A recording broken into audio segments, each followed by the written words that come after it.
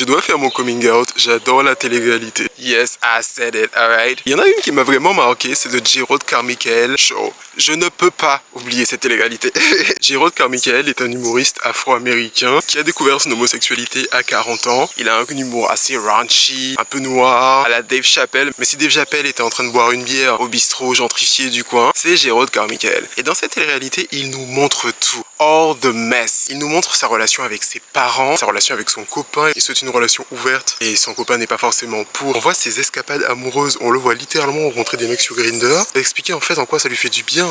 Il va en thérapie avec son copain. Il nous montre vraiment tout. Le beau, ce qu'on considère comme étant socialement acceptable, et le moins beau. Je sais pas comment analyser ça en fait. Il y a toujours ce truc avec le genre de la télé-réalité assez stigmatisé. C'est un objet, pour moi c'est un ovni. Un objet télévisuel non identifié et je ne sais pas comment le qualifier. On voit son côté égoïste, attiré par l'argent, mais à la fois on le comprend à cause de son intersectionnalité d'homme gay et afro-américain, son obsession pour sa sexualité, et je trouve ça...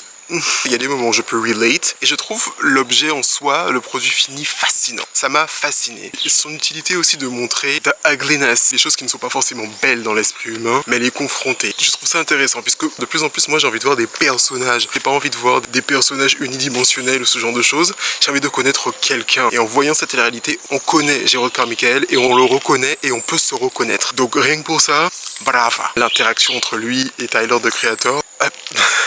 Watch the show.